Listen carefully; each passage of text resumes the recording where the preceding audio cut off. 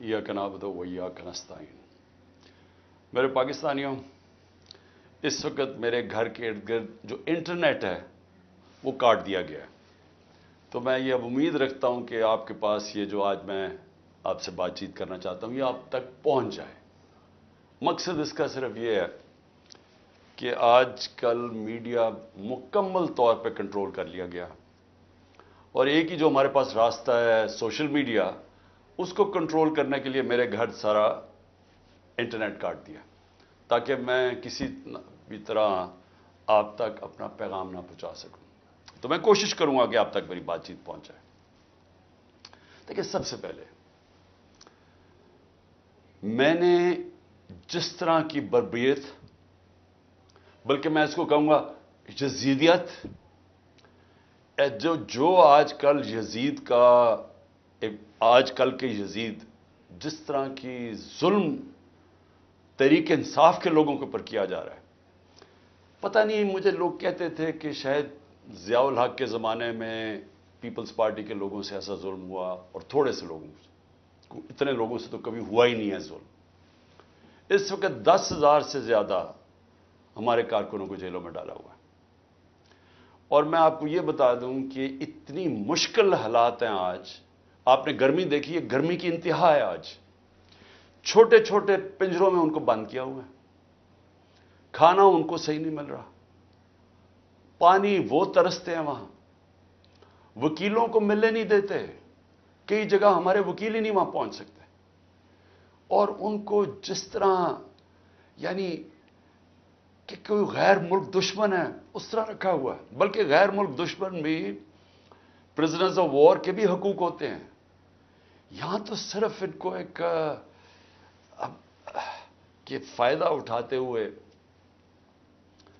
जो core commander का घर जलाया गया, उसका फायदा उठाते हुए पहले से प्लान बना हुआ था। और मेरा जिस वक्त भी, ये मैं आपको बता दूं, जिस वक्त भी इसके ऊपर इन्वेस्टिगेशन होगी, ये साबित हो जाएगा कि ये प्री प्लान था सब कुछ।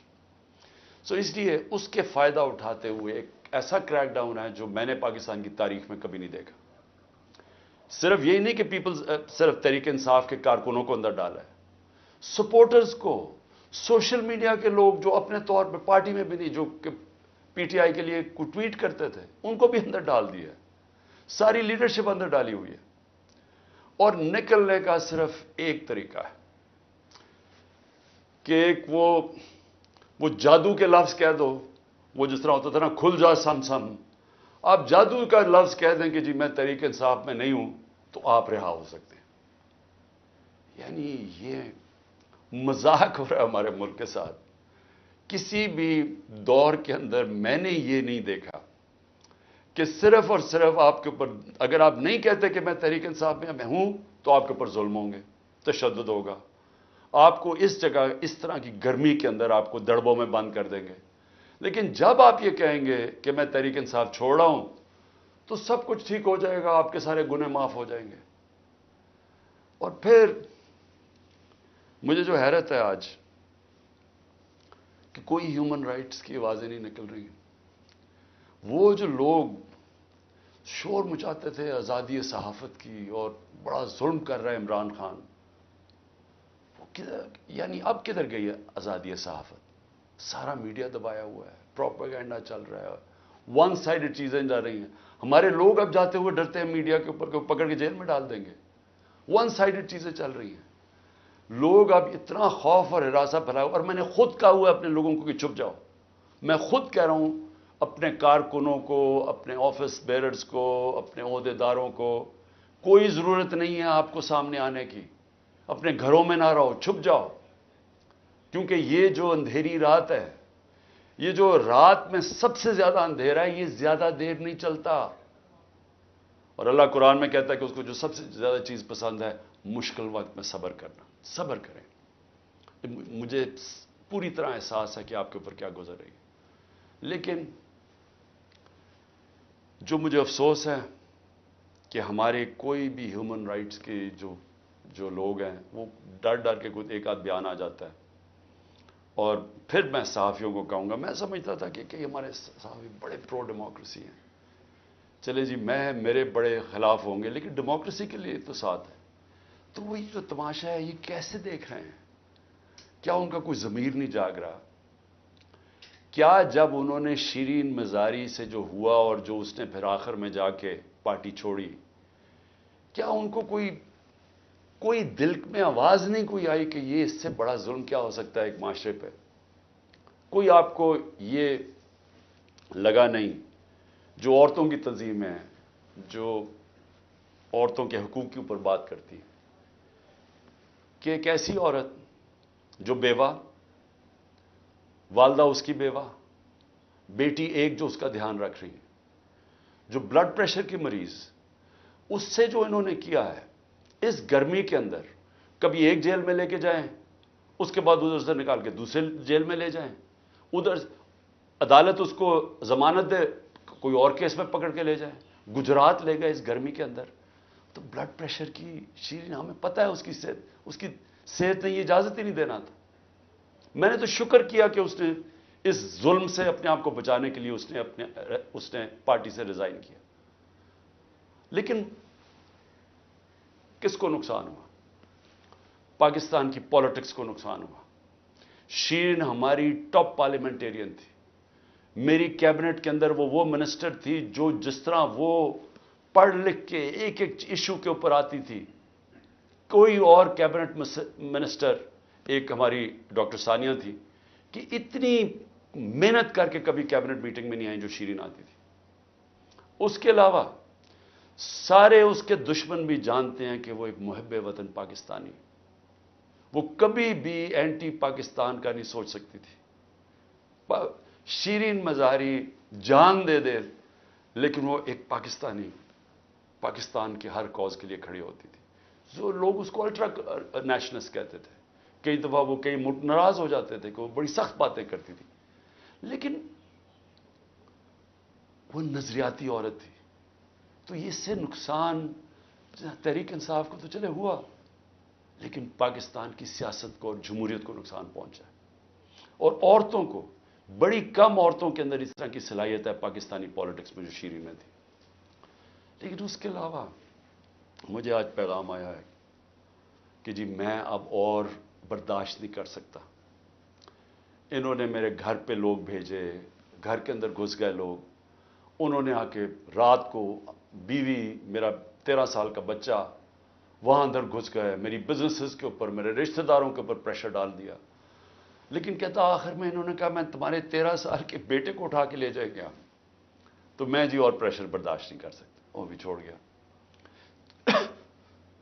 تو یہ اس وقت کا حالات ہے کہ کسی نہ کسی طرح پی ٹی آئی کو چھوڑیں گے، سب کچھ گناہ معاف ہو جائیں گے.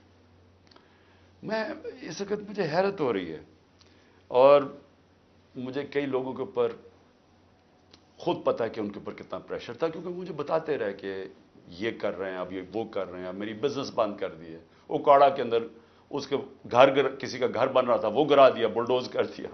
کسی کی دکانیں تھی وہ گرا دی جا کے. تو میں پھر سے، کیا یہ ہمارے وہ لوگ جو کہ بڑے جمہوریت کے سپاہی تھے اور وہ ہیومن رائٹس آرگنائزیشنز، کیا ان کو یہ نظر نہیں آ رہا کہ یہ نہیں ہے کہ یہ صرف تحریک انصاف کو نقصان پہنچ رہا ہے، یہ ہماری جمہوریت ختم کی جا رہی ہے. یہ وہ دور آ رہا ہے کہ اس کے اندر جمہوریت ختم ہو جائے گی. کیونکہ اس میں صرف یہی نہیں ہو رہا، ایک جو بنیادی چیز ہوتی ہے جمہوریت میں، فنڈامنٹل رائٹس، بنیادی حقوق کی حفاظت کی جاتی ہے جمہوریت میں. مغرب کے اندر، یورپ میں، انگلینڈ میں لوگ کیوں جاتے ہیں؟ اپنے ٹیکس دیں، قانون نہ توڑیں، آزاد ہوتے ہیں. کوئی ان کے بنیادی حقوق کے خلاف نہیں جا سکتا، وہ عدالت ان کی حفاظت کرتی ہے. ہاں تو بنیادی حقوق ہی ختم ہو گئے، فنڈامنٹل رائٹس کا معنی ہی ختم ہو گیا یہاں. یعنی جو میڈیا سے انہوں نے کیا، عمران ریاض سے کیا کیا؟ عمران ریاض سب سے زیادہ اس کی یوٹیوب کے اوپر ویورشپ تھی. اس کو ابھی تک عدالتوں نے بار بار کہا کہ ہمارے سامنے اس کو پیش کرو. کیوں نہیں پیش کر رہے؟ مجھے خوف ہے کہ اس کے اوپر تشدد اتنا کیا ہوگا کہ وہ عدالت میں لاتے ہوئے سے ڈر رہے ہیں.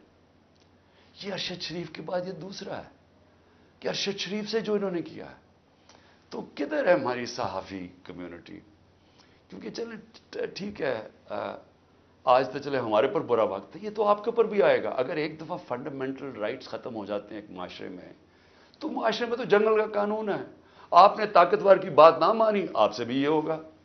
آپ نے طاقتور کی غلامی کر لی، سب کچھ ٹھیک ہو جائے گا، آپ کو معاف بھی کر دیا جائے گا، بلکہ آپ غلط کام بھی کریں تو آپ کو معاف کر دیا جائے گا۔ آپ مجرم ہو قوم کے، آپ منی لانڈرر ہو، آپ کے لنڈن میں اربوں روپے کی پراپرٹیز ہوں جو آپ بتا ہی نہیں سکتے کہ کدھر سے ہے، آپ کو معاف کر دیا جائے گا، کیونکہ آپ طاقتور کے ساتھ کھڑے ہیں۔ لیکن کمزور کو بچانے والا کوئی نہیں ہوگا، کیونکہ جب فنڈامنٹل رائٹس ختم ہوتے ہیں جو ہو گئے ہیں پاکستان میں۔ اور مجھے یہ ابھی تک بتائیں، 25 لوگ شہید ہوئے ہیں، 69 لوگوں کو گولیاں ماری گئیں۔ کون سی جمہوریت ہے جدھر اس کے اوپر انویسٹیگیشن نہیں ہوتی؟ کیوں نہیں اب تک انویسٹیگیشن ہوئی ان لوگوں کے اوپر؟ وہ کون لوگ تھے؟ وہ پاکستانی تھے، ان کے حقوق ہیں، ان کے ماں باپ ہیں، کئیوں کے بیچارے بچے تھے جو وہ ایک روزی کمانے والا تھا، ان کو سیدھی گولیاں ماری گئی۔ کوئی انویسٹیگیشن ہوگی؟ کیونکہ اگر آپ یہ انویسٹیگیشن آج نہیں کریں گے، یہ آگے ہوگا، ہو سکتا ہے کہ آگے آپ ان گولیوں کا نشانہ بن جائیں۔ کیونکہ جب آپ یہ ہونے دیں گے ایک معاشرے کے اندر کہ پرامن احتجاج کے اوپر گولیاں چلا دیں اور بہانہ ماریں وہ کور کمانڈر کے گھر کا، اور اس سے سارا کچھ ہی اجازت مل جائے، لائسنس ٹو کل مل جائے، جو مرضی آپ کریں، تو یہ آپ کی بھی باری آ جائے گی۔ اس لیے آج ہمیں فوری طور پہ انویسٹیگیشن کرنی چاہیے ان لوگوں کی، جو صرف یہی نہیں کہ جو 25 لوگ شہید ہوئے ہیں سیدھی گولیوں سے، وہ لوگ جو کہ ہاسپٹل میں پڑے ہوئے ہیں۔ 2 کی مجھے پتا چلا ہے، کیونکہ ہمیں پتہ ہی نہیں اب چلتا کچھ، کیونکہ سارے کارکن تو یا چھپ گئے ہیں یا جیلوں میں ڈال دیے ہیں، تو آہستہ آہستہ خبریں آتی ہیں کہ 2 کارکنوں کی ٹانگیں کٹ گئی ہیں، کیونکہ گولیاں ماری ان کی ٹانگوں کے اوپر، ان کی ٹانگیں کٹ گئی ہیں، تو ان کی زندگیاں گئی۔ تو کون پوچھے گا ان کو؟ اور یا پھر آپ یہ فیصلہ کریں گے کہ اس ملک کے اندر پرامن احتجاج کی اب سے اجازت نہیں ہے، آپ یہ کہہ دیں گے کہ آپ نے جو مائٹ از رائٹ، جو جنگل کا قانون ہے، جو طاقتور فیصلہ کرے گا آپ کو اس کے سامنے سجدے کرنے پڑیں گے، یعنی طاقت کی غلامی قبول کرنے کے لیے جو تیار ہے پھر وہی بچے گا اس ملک میں۔ اور میں آج یہ ضرور کہنا چاہتا ہوں کہ یہ جو سب کچھ ہو رہا ہے اس کے پیچھے کیا ہے؟ یہ کیوں ہو رہا ہے سب کچھ؟ یا تو چلیں یہ سب کچھ ہو رہا ہو اور پاکستان کو اس سے کوئی فائدہ ہو رہا ہو، یا اس سے کوئی ملک چینج آ جائے، یا اس سے ایک دم یہ ہو، یہ جو ہمارے لوگوں کو چینج کر رہے ہیں، وہ پالیٹکس چھوڑ رہے ہیں، پی ٹی آئی کے لوگ جو میں پالیٹکس چھوڑ رہا ہوں، وہ پریشر کے اندر سارے ہاتھ کھڑے کر رہے ہیں، تو کیا اس سے یہ ہوگا کہ پارٹی ختم ہو جائے گی؟ جو بھی یہ سوچ رہا ہے، جس کی بھی یہ سوچ ہے، خدا کے واسطے اپنا ذہن کو، اپنا ہیڈ ایگزامن کرواؤ، سوچو اس کے اوپر کہ آپ کیا کر رہے ہیں۔ کبھی آئیڈیا بھی مارا جاتا ہے اس ظلم سے، یعنی کبھی ایک نظریہ بھی اس طرح ختم ہوتا ہے۔ یہ جانوروں اور انسانوں میں فرق ہے۔ بھیڑ بکریوں کو آپ ڈنڈے ماریں وہ سارا اس طرف لگ جائیں گے جدھر آپ چلائیں گے، لیکن یہ انسان ہے۔ اور جب انسانوں کے اندر ایک آئیڈیا آ جاتا ہے آزادی کا، وہ آپ ختم کر ہی نہیں سکتے۔ آپ جتنا مرضی ظلم و تشدد کریں، یہ آئیڈیا ختم نہیں ہونے لگا۔ اگر یہ آئیڈیا ختم ہونا ہوتا تو مقبوضہ کشمیر میں آج وہ ہاتھ کھڑا کر کے اور آرام سے چپ کر کے قبول کر لیتے ہندوستان کی غلامی۔ 1,00,000 سے اوپر کشمیری شہید ہو چکا ہے۔ کشمیریوں کے اوپر جو ہم آج ہمارے پہ ظلم ہو رہا ہے، یہ کشمیری 30 سال سے ہو رہا ہے ان کے اوپر۔ ان کے بھی گھروں میں گھس جاتی ہے رات کو پولیس، لوگ اٹھا کے لے جاتے ہیں، نوجوانوں کو اٹھا کے لے جاتے ہیں، جیلوں میں ڈال دیتے ہیں، ان کو بھی کوئی پوچھنے والا نہیں ہے، ان کے بھی کوئی فنڈامنٹل رائٹس نہیں ہیں، ان کے سارے لیڈروں کو بند کر دیا ہے، وہاں بھی میڈیا کے اوپر کنٹرول کیا ہوا ہے۔ لیکن جس وقت موقع ملے گا کشمیریوں کو اپنی آواز سنانے کا، ایک آواز سے سارا کشمیری کہے گا آزادی، ایک آواز سے کہیں گے آزادی۔ انہوں نے جتنی بربریت کی ہے ہندوستان نے وہاں، اس کا کیا ہوا ہے؟ اس کا نتیجہ یہ ہوا ہے کہ جو پرو انڈین پولیٹیشین تھے وہی ختم ہو گئے ہیں. اب جو انڈیا کی بات کرتا ہے اس کو کوئی ووٹ ہی دینے کے لیے نہیں تیار. تو بجائے وہ ان کو یعنی کامیاب ہونے کے انہوں نے اور ہی کشمیری لوگوں کو آزادی کی طرف دھکیل دیا. یہی ہو رہا ہے پاکستان میں. آپ جتنا مرضی کریں گے کبھی کوئی پارٹی جس کا جب ووٹ بینک بن جاتا ہے جو آج ماشاءاللہ تحریک انصاف کا بن گیا ہے, ان حربوں سے اس کو آپ ختم نہیں کر سکتے. یہ بڑھتی جائے گی یہ پارٹی. لوگوں کے اندر غصہ ہے یہ جو دیکھ رہے ہیں تماشا. کیا لوگ بیوقوف ہیں؟ ان کو نظر نہیں آ رہا کیا ہو رہا ہے؟ آپ بشک میڈیا کے اوپر جو مرضی کنٹرول کر لیں. لوگ جب مجھے ابھی بھی یاد ہے جب ذوالفقار علی بھٹو کے ایوب خان کے دور میں جب اس کے اوپر سینسرشپ تھی تو ہم اس کا ایک ایک فقرہ ڈھونڈا کرتے تھے. 2 لائنیں بھی ہوتی تھی. وہ اس وقت پاکستان ٹائمز یا وہ نوائے وقت ہوتا تھا یا جنگ ہوتا, ایک ایک فقرہ ڈھونڈتے تھے اس کا کہ وہ کیا کہا اس نے. اور اب سوشل میڈیا کا زمانہ ہے تو اب آپ کیسے بند کریں گے؟ لوگوں کو تو انفارمیشن اب مل رہی ہے. لوگوں کو تو یہ پتا چل گیا کہ یہ سارا سٹیج مینج تھا, یہ پوری کانسپریسی کی ہوئی تھی, پری پلان بنا ہوا تھا. اب اس کے اندر کئی رائے ہیں کہ آئی بی نے کیا یا ایم آئی نے کیا. اس کے اندر تو سوشل میڈیا پہ اب چل رہی ہیں چیزیں, لیکن یہ پتا ہے کہ یہ پری پلان تھا کہ انہوں نے اس کا پورا فائدہ اٹھانا تھا تحریک انصاف کو ختم کرنے کے لیے. میرا صرف ایک پوائنٹ ہے کہ جو نظریے کو ظلم اور یزیدیت سے ختم کرنے کی کوشش کر رہے ہیں ان کو ہیومن نیچر کا بھی نہیں پتا, ان کو انسانی تاریخ کا نہیں پتا, ان کو انسانی موومنٹس کا نہیں پتا. انہوں نے جب ایران کے اندر انقلاب آیا تھا وہاں بھی بڑی بربریت ہوئی تھی, انہوں نے بڑا ظلم کیا تھا ان لوگوں کے اوپر, لیکن نہیں روک سکے تھے. اس کو کوئی روک نہیں سکتا. میری یہ بات مان لیں, اس وقت یہ سارے لوگوں کو آپ پکڑتے جائیں ہمارے سارے پارٹی کے, اور میں ویسے آج سلام کرتا ہوں ان لوگوں کو کہ اتنے پریشر کے باوجود ہماری لیڈرشپ کھڑی ہے, آج کہتی نہیں ہم تحریک انصاف میں ان کو خاص طور پہ سلام کرتا ہوں کیونکہ مجھے پتہ ہے ان کے اوپر کیا گزر رہی ہے. لیکن فرض مان سارے بھی چھوڑ دیتے ہیں تحریک انصاف کو. میں آج آپ کو کہہ رہا ہوں جس کو میں پی ٹی آئی کا ٹکٹ دوں گا وہ انشاءاللہ جیتے گا, اور وہ اس لیے جیتے گا کہ لوگ وہ فیصلہ کر بیٹھے ہیں. مجھے یہ بتائیں کبھی ہوا ہے پاکستان کی تاریخ میں کہ پی ڈی ایم پارٹیز کے ساتھ اس وقت اسٹیبلشمنٹ جڑی ہوئی ہے, ان کے ساتھ الیکشن کمیشن جڑی ہوئی ہے, ان کے ساتھ آئی بی اور ایف آئی اے اور ساری ایجنسیز جڑی ہوئی ہیں, ان کے ساتھ سارا جو گورنمنٹ کا یہ جو کیئر ٹیکر گورنمنٹس ہیں یہ پوری طرح کبھی ہوا ہی نہیں ہے. Care taker government funds in کو دے رہی ہیں, سب کچھ ان کی مدد کر رہی ہیں, پھر کیوں الیکشن سے بھاگ رہے ہیں؟ یعنی جب کبھی سنا پاکستان کی تاریخ میں کہ پوری حمایت ہو اسٹیبلشمنٹ کی, اداروں کی, سب کی, الیکشن سے بھاگ رہے ہیں کیونکہ ووٹ بینک ان کا ختم ہو گیا ہے. پولیٹیکل پارٹی تب ختم ہوتی ہے جب اس کا ووٹ بینک ختم ہوتا ہے. ان کا ووٹ بینک ختم ہے. آپ اس گھوڑے کے اندر جتنی مرضی پھونک بھرتے رہیں اس نے گرنا ہی ہے. جب ریس میں کھڑا ہوگا یہ گر جائے گا.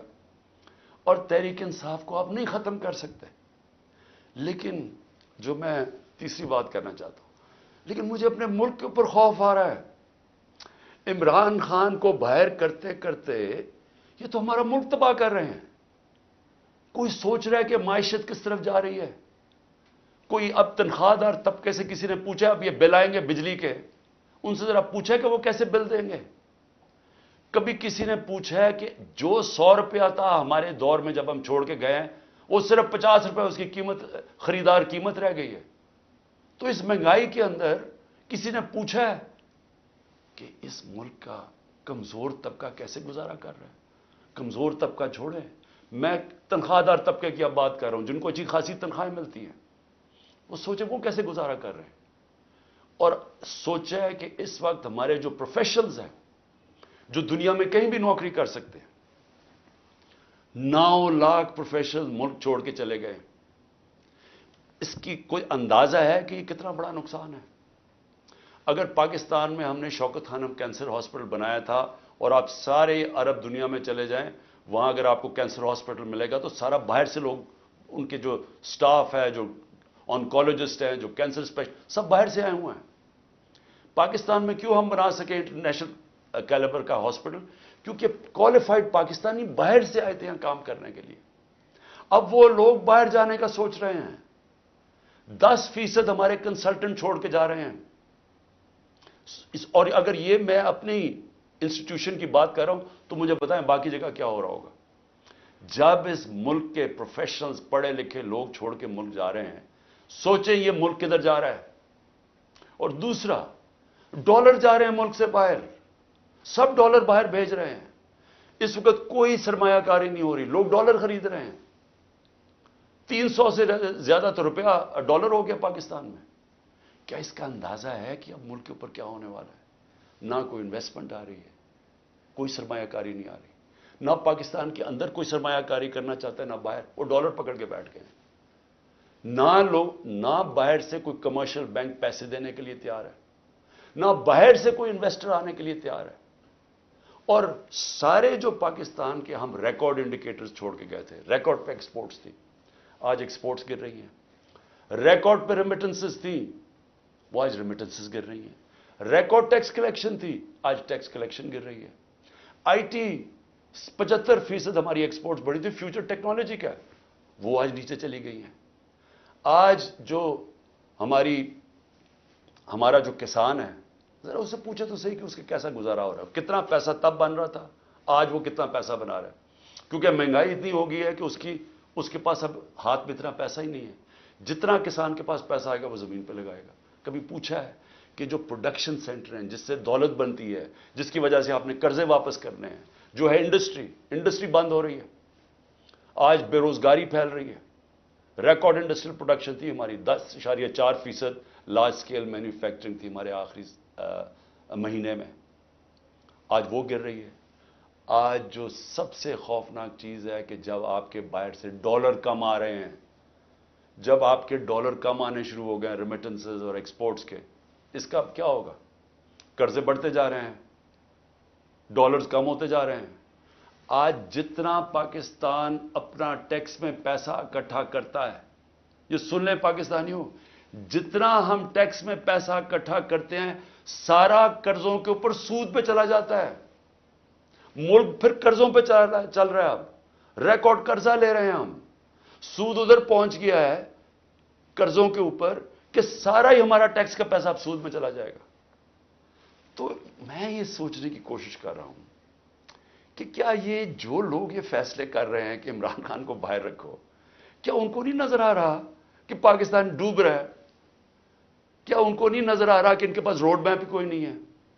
میں آج میں کمیٹی بنانے کے لیے تیار ہوں, ایک مذاکراتی کمیٹی. کسی سے بھی, وہ جو بھی اس وقت طاقتور لوگ ہیں, میں ان سے جا کے وہ بات کریں. وہ دو چیزیں کر لیں, کیونکہ اور تو ابھی مجھے تو سمجھ نہیں آ رہی. ہم نے بڑی کوشش کی بات کرنے کی, جو یہ پہلے لوگ تھے وہ عجیب باتیں کرتے تھے کہ جی ہم تو اکتوبر میں الیکشن کروائیں گے. کیوں جی اکتوبر میں الیکشن کروائیں گے؟ بولے نا, وہ اس لیے کروائیں گے کہ یہ انہوں نے کرنا تھا ہمارے ساتھ, جب کرش ہو جائے گی تحریک انصاف تو تب الیکشن کروائیں گے. اور ان کے پاس کوئی جواب ہی نہیں تھا. میں یہ کمیٹی بناتا ہوں, میں دو چیزیں کہتا ہوں, دو چیزیں کرتے ہیں. اگر اس کمیٹی کو یہ بیٹھ کے کہہ دیں کہ جی عمران خان کے بغیر پاکستان بہتر ہو جائے گا اور آپ کے پاس کوئی سلوشن ہے, میں پھر سے کہتا ہوں کہ اس ملک کی خاطر میں چھوڑ دیتا ہوں, میں پیچھے ہٹ جاتا ہوں.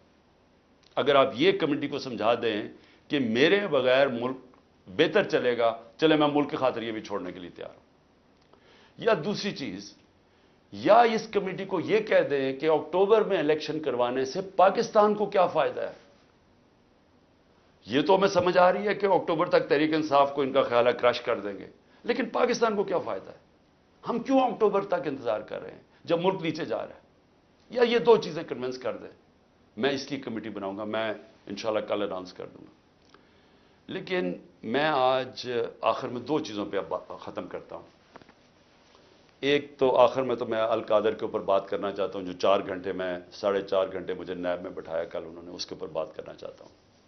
لیکن اس سے پہلے میں اپنے سپریم کورٹ کے ججز سے آج اپنی قوم کی طرف سے اپیل کرتا ہوں.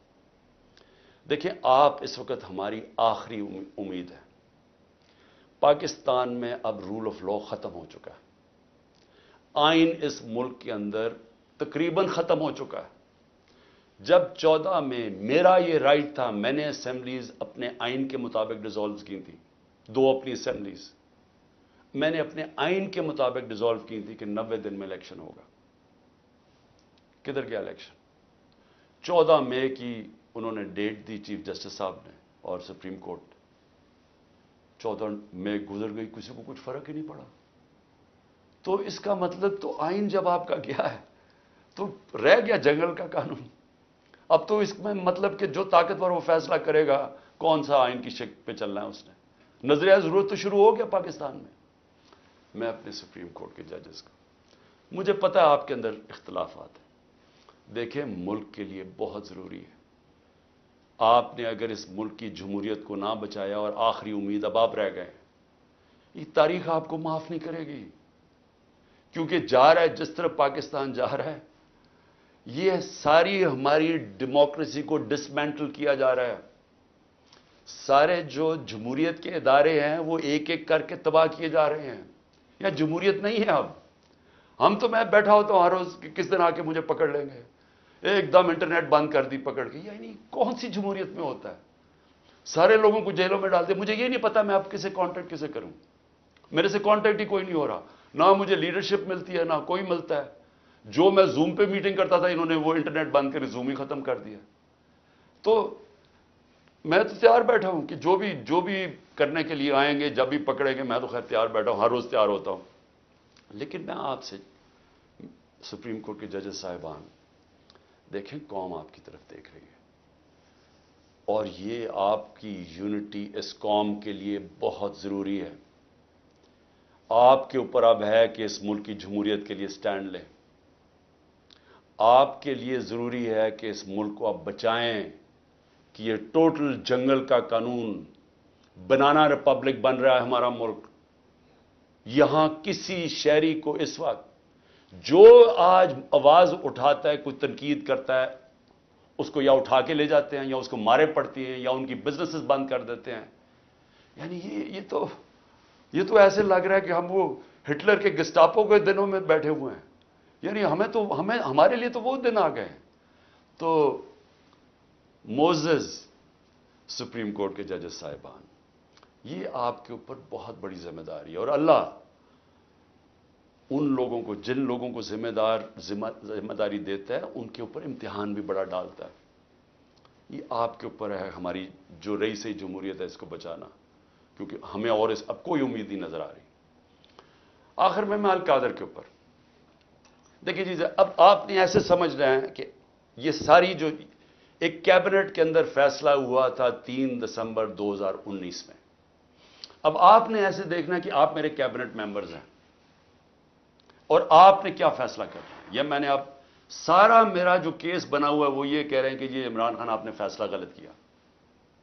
آپ نے یہ فیصلہ اس لیے کیا کہ وہ القادر ٹرسٹ جو 1 سال پہلے بننا شروع ہو گیا تھا، آپ نے فیصلہ کیا اور اس کی گراؤنڈ بریکنگ ہو گئی تھی اس سے 7 مہینے پہلے. لیکن یہ کہہ رہے ہیں کہ وہ القادر ٹرسٹ میں کیونکہ آپ کو فائنینشلی فائدہ ہوا جو کہ نہیں ہوا، اس لیے آپ نے یہ غلط فیصلہ کیا. اب یہ فیصلہ کیا تھا ذرا آپ نے سمجھنا ہے کہ آپ میرے کیبنٹ ممبر ہیں. کیبنٹ کے سامنے یہ چیز رکھی گئی کہ جی ہمارے ایک ملک ریاض کے اور این سی اے ہوتا ہے نیشنل کرائمز، ان کی نیشنل کرائم ہوتی ہے ایجنسی. وہ این سی اے نے ملک ریاض کے پیسے فریز کر دیے 190 ملین پاؤنڈ انگلینڈ کے اندر. اور ورڈ یہ سنیں، انہوں نے کہا یہ سسپیشس ٹرانزیکشن ہے. انہوں نے منی لانڈرنگ نہیں کہا. انہوں نے کہا کہ ہمیں شک ہے کہ یہ پیسہ یہ وائٹ پیسہ نہیں ہے، یہ بلیک کا پیسہ ہے. انہوں نے پیسے فریز کر دیے. ملک ریاض اور این سی اے کے بیچ میں ایک اگریمنٹ ہو جاتی ہے، ان کے وکیل اگریمنٹ کر لیتے ہیں. اس اگریمنٹ کے تحت یہ فیصلہ ہوتا ہے، ملک ریاض کہتا ہے کہ یہ جو 190 ملین پاؤنڈ ہے یہ میں پاکستان میں جو میں نے سپریم کورٹ کو وعدہ کیا تھا، جو میرے اوپر جرمانہ لگا تھا، میں یہ اس اکاؤنٹ میں ڈالنا چاہتا ہوں سپریم کورٹ کے. ہماری کیبنٹ کے سامنے اب یہ آتا ہے کہ آپ کے پاس 2 چوائسز ہیں. اگر آپ اس کو، یہ اگریمنٹ کو کانفیڈینشل رکھیں گے یعنی آپ کیبنٹ کے اندر کھولیں گے نہیں، کیونکہ انہوں کا یہ تھا کہ جب کیبنٹ میں اگریمنٹ کھلے گی تو وہ پبلک ہو جائے گی، کیونکہ کیبنٹ کے منٹس پبلک ہو جاتے ہیں۔ تو انہوں نے کہا کیونکہ وہ پبلک ہو جائے گی اس لیے ہم اس کو کانفیڈینشیل رکھتے ہیں، لیکن اگر عدالت کھولنا چاہے تو وہ کھول سکتی ہے، یا کوئی ایجنسی نیب کوئی کھولنا چاہے کھول سکتی ہے۔ یہ تھی اگریمنٹ۔ لیکن اگر آپ یہ نہیں مانتے، اب یہ ذرا غور سے سنیں، اگر آپ اس کو کانفیڈینشیل نہیں رکھتے تو آپ کو پاکستان کی گورنمنٹ کو برطانیہ کے اندر جا کے کیس کرنا پڑے گا کہ یہ جو 190 ملین پاؤنڈ ہے یہ پاکستان سے منی لانڈرنگ ہو کے گیا ہے، اور آپ کو ثابت کرنا پڑے گا کہ یہ پاکستان سے منی لانڈرنگ ہوئی ہے۔ اب سمجھ گئے؟ اب اگر آپ یہ کیس ہار گئے تو یہ پیسہ انگلینڈ میں رہ جائے گا، یہ آپ کا 190 ملین پاؤنڈ چلا جائے گا، یہ انگلینڈ میں رہ جائے گا۔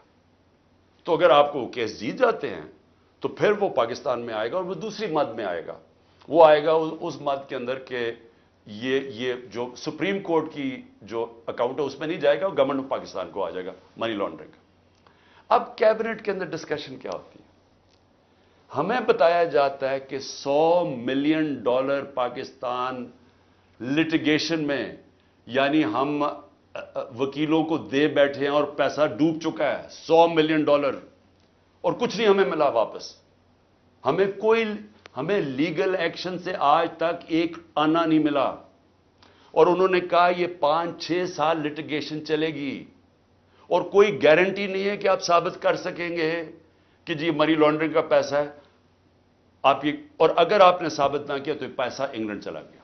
اب یہ تھا کیبنٹ نے کیا فیصلہ کیا، آپ کیا فیصلہ کریں گے کہ کیا مجھے 190 ملین پاؤنڈ مل رہا ہے وہ پاکستان آ جائے اسی وقت؟ ہمیں بڑی ڈالرز کی ضرورت تھی، ہمیں ہمیشہ ہوتی ہے، آج بھی ہمیں ڈالرز کی ضرورت ہے، اور کبھی اتنا پیسہ پاکستان نہیں آیا۔ کیا ہم اس پیسے کو فوری طور پہ لے آئیں اور سٹیٹمنٹ میں کر دیں، یا پھر ہم قانونی کارروائی میں پڑیں جو کہ 5-6 سال چلے گی اور پتہ نہیں پیسہ آئے گا نہیں؟ مجھے ایک آدمی بتا دیں کہ جو اس سے اختلاف کرے گا کہ وہ پیسہ پاکستان لے آؤ۔ میں یہ پوچھنا چاہتا ہوں کہ کون سا احمق ہوگا جو پتا ہوگا کہ آپ نے کیس بھی نہیں، یعنی کون سا یہ جوا کھیلے گا اور 5-6 سال انتظار کرو اور ہو سکتا ہے پیسہ ہی نہ آئے؟ تو ساری کیبنٹ نے فیصلہ کیا کہ جناب ٹھیک ہے، کانفیڈینشیل اگریمنٹ ہم مان لیتے ہیں، پیسہ پاکستان آ جاؤ۔ پیسہ پاکستان آ گیا، اسٹیٹ بینک کے اندر ڈپازٹ ہو گیا، سپریم کورٹ کے اندر وہ پیسہ ڈپازٹ ہو گیا 190 ملین پاؤنڈ۔ اب اگلی بات، اب نیب مجھے کہہ رہی ہے کہ آپ نے یہ اس لیے بدنیتی سے کیا کیونکہ آپ نے ملک ریاض نے آپ کے لیے القادر ٹرسٹ جو ہے وہ اس نے جو سارا اس کا سپانسر وہ تھا، تو آپ نے اس کو فائدہ پہنچانے کے لیے کر دیا۔ بھئی سوال بڑا سمپل ہے، آج آپ کے پاس 190 ملین پاؤنڈ پڑا ہوا ہے سپریم کورٹ میں، نیب آج کہے کہ یہ غلط مات میں پیسہ آ گیا ہے، آپ جا کے انگلینڈ کے اندر کیس کریں اور ثابت کر دیں کہ منی لانڈرنگ کا پیسہ ہے اور وہ ادھر سے ادھر چلا جائے گا۔ یعنی آپ کو کون روک رہا ہے اس چیز میں؟ کیونکہ آپ نے صرف ثابت کرنا ہے کہ منی لانڈرنگ کا پیسہ، جا کے کیس کر کے کر دیں، پیسہ تو پاکستان آ گیا، تو کون چیز کیا آپ کو روک رہی ہے؟ اگر آپ یہ سمجھتے ہیں کہ غلط مد میں چلا گیا تو آپ کے پاس تو اپرچونٹی ہے، نیب تو کوئی کر سکتا ہے، کیوں نہیں کیا ابھی تک کیس؟ صرف مجھے ذلیل کرنے کے لیے، اور یہ کہہ رہے ہیں کہ مجھے ذاتی طور پہ فائدہ ہوا۔ اب القادر کیا ہے؟ میں نے یہ فیصلہ کیا تھا کہ جب بھی مجھے اللہ نے موقع دیا، 2 چیزیں میں نے کی۔ رحمت للعالمین اتھارٹی سیٹ اپ کی کہ میں اپنے بچوں کو سیرت نبی اسکولوں سے شروع کریں، ریسرچ کروائیں، ہمارا کیریکٹر بلڈنگ شروع ہو، ہماری اخلاقیات بالکل ختم ہو چکی ہے، اس کو ہم اٹھائیں اپنے نبی کی سیرت کے ذریعے۔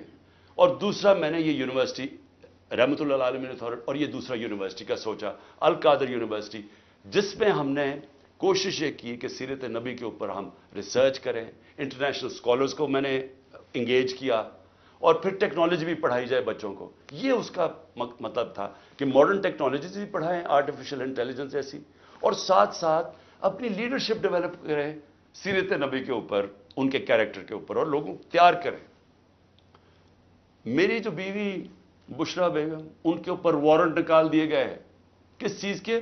کہ وہ ایک ٹرسٹی ہیں، ان کو میں نے ٹرسٹی رکھا۔ کیوں ٹرسٹی رکھا؟ کیونکہ سیرت نبی میں ان کو انٹرسٹ ہے، انہوں نے بڑی پڑھا ہوا ہے اس چیز کے اوپر، انہوں نے پڑھا، یعنی وہ ان کا شوق ہے کہ یہ سیرت نبی پھیلائی جائے، تو اس کو ٹرسٹی رکھ دیا۔ ٹرسٹی کو لکھا ہوا ڈیڈ میں نہ ایک آنا مل سکتا ہے، نہ ان کی تنخواہ ہے، نہ کوئی پیسہ مل سکتا ہے، نہ ان کا پراپرٹی میں کچھ ہے، ان کا کوئی تعلق نہیں ہوتا۔ ٹرسٹی کا صرف کام ہوتا ہے کہ جس وجہ سے ٹرسٹ بنا تھا، مثلا شوکت خانم ہے، تو شوکت خانم اگر غریبوں کا 75% مفت علاج ہونا تھا کینسر کا، تو یہ نہ ہو کہ وہ 50% کر دیں۔ یعنی اس لیے ہوتا ہے ٹرسٹ، جو پالیسیز ہوتی ہیں وہ، باقی پروفیشنل چلایا جاتا ہے، چاہے وہ القادر ہو، چاہے نمل یونیورسٹی، چاہے شوکت خانم ہو۔ نہ مجھے 1 روپے کا فائدہ آج تک شوکت خانم سے ہوا ہے، نہ نمل یونیورسٹی سے ہوا، اور نہ القادر سے ہوا، کیونکہ القادر ایک پروفیشنل اب وہ چل رہا ہے، وہاں سارے بچوں کو مفت تعلیم مل رہی ہے، جو بھی القادر میں پڑھ رہے ہیں سب کو مفت مل رہی ہے، اور ان کو جس طرح میں نے آپ کو کہا کہ اس کا مقصد کیا، یہ کہہ رہے ہیں نیب کہ مجھے ذاتی طور پہ فائدہ ہوا۔ کدھر؟ اچھا، کیونکہ پیسے کا تو کوئی بتا نہیں سکتے، مجھے کیا پیسے کا فائدہ ہوا؟ تو کہہ رہے نہیں سیاسی طور پہ آپ کو فائدہ ہوا، کہ جس طرح القادر سے میری سیاست جم گئی۔ یہ ہے کیس۔ میں صرف آپ کو یہ بتانا چاہتا تھا کہ اتنا پروپیگنڈا ہو رہا ہے، لوگوں کو بتا، 4.5 گھنٹے مجھے نیب میں بٹھایا، اور بار بار یہی پوچھتے رہے کہ جی دیکھیں آپ کو تو اس سے بڑا فائدہ ہوا ہے۔ اور ملک ریاض کو آپ نے کیوں کیا؟ بھئی ملک ریاض کو اس لیے کیا کہ پاکستان کے سب سے بڑا بلڈر ہے وہ ہے ملک ریاض، اور ملک ریاض میرا کیا انٹرسٹ تھا، وہ اس کے پاس جو موبلائزنگ اکوپمنٹ ہے وہ سب سے تیزی سے کام کرتا ہے، یعنی وہ اگر آپ اسے کہے کوئی اتنی تیز کام نہیں کرتا جتنا ملک ریاض کی کنسٹرکشن کرتی ہے۔ میرا انٹرسٹ کیا تھا کہ وہ جلدی سے سیٹ اپ ہو القادر، جتنی جلدی سیٹ اپ ہو، اور میں اگر پرائم منسٹر تھا میں ان کو فائدہ پہنچا سکوں، انٹرنیشنل اسکالرز لا سکوں ہوتے ہوئے اس وقت۔ میرا تو صرف یہ انٹرسٹ تھا، اور مجھے اس سے کیا انٹرسٹ ہے؟ جس طرح ہر سال شوکت خانم میں 9 ارب روپیہ اکٹھا ہوتا ہے، تو کیا وہ میری ذات کے لیے ہو رہا ہے؟ اس لیے میں چاہتا تھا کہ میں آپ کو کلیئر کر دوں کہ جس طرح کی کوششیں کی جا رہی ہیں، اور مجھے جو انہوں نے پکڑا تھا نیب میں وہ اتنی بدنیتی تھی کہ انہوں نے 28 کو ایک دم میری جو انکوائری کو انویسٹیگیشن میں بدل دیا، مجھے انکوائری رپورٹ ہی نہیں دکھائی، اور 28 کو انکوائری سے انویسٹیگیشن کرتے ہیں، 1 تاریخ کو میرا وارنٹ نکال دیتے ہیں، اور مجھے پتہ ہی نہیں ہے کہ قانون کہتا ہے کہ انکوائری میں میرا جواب آنا چاہیے۔ اور جس دن میں اٹھاتے ہیں مجھے وہاں سے رینجرز آ کے، مجھے جس آپ کے سامنے جو طریقہ انہوں نے اختیار کیا مجھے اٹھانے کا، اس دن میں بیل لینے کے لیے بیٹھا ہوا تھا، کیونکہ ہمیں اخباروں سے پتا چلا کہ انہوں نے انویسٹیگیشن کر دیا، کوئی انصار عباسی کا آرٹیکل آیا 30 اپریل کو، تب ہمیں پتا چلا کہ انہوں نے انویسٹیگیشن کر دیا۔ میرے وکیل نے لکھا لاہور اسلام آباد ہائی کورٹ کو، یہ کیا مذاق ہو رہا ہے؟ تو میں اس دن اسلام آباد ہائی کورٹ اس پہ جا رہا تھا عدالت میں، جب انہوں نے ادھر سے اغوا کر کے باہر لے گئے اور پکڑ کے، جب جیل میں پہنچا تو پہلے ہی دفعہ تب انہوں نے مجھے انکوائری رپورٹ دکھائی۔ تو یہ تھا سارا ڈرامہ، میں نے کہا آپ سب کو بتا دوں۔ آخر میں اپنی ساری قوم کو کہنا چاہتا ہوں کہ دیکھیں یہ جو برا وقت ہے یہ ایک اللہ کا نظام ہے، اس میں ہمیں صبر کرنا چاہیے، کوئی ہمیں اس میں دل برداشتہ نہیں ہونا چاہیے۔ قوموں کی زندگیوں میں یہ مشکل وقت آتے ہیں، اور کئی میرے لوگ بہت مشکلوں سے گزر رہے ہیں، لیکن باقی ساری قوم کو میں ایک چیز کہنا چاہتا ہوں، اپنے ذہن میں ڈال لیں کہ اس طرح کی غلامی، یہ شذیدیت، اس طرح کی غلامی کو قبول کرنے سے بہتر ہے مر جاؤ۔ اللہ نے آزادی کو کیوں اتنا بڑا رتبہ دیا؟ کیوں جو انسان اپنی آزادی کے لیے لڑتا ہے اللہ نے اور مرتا ہے تو اس کو شہید کہتا ہے، اور جو بچتا ہے اس کو غازی کہتا ہے۔ پیغمبروں کے بعد شہید کا سب سے بڑا رتبہ ہے، کیوں ہے؟ کیونکہ اللہ نے آپ کو بتایا ہے کہ انسان آزاد میں نے پیدا کیا ہے، لا الہ الا اللہ۔ وہ کسی انسان کی غلامی کے لیے نہیں اس نے ہمیں پیدا کیا۔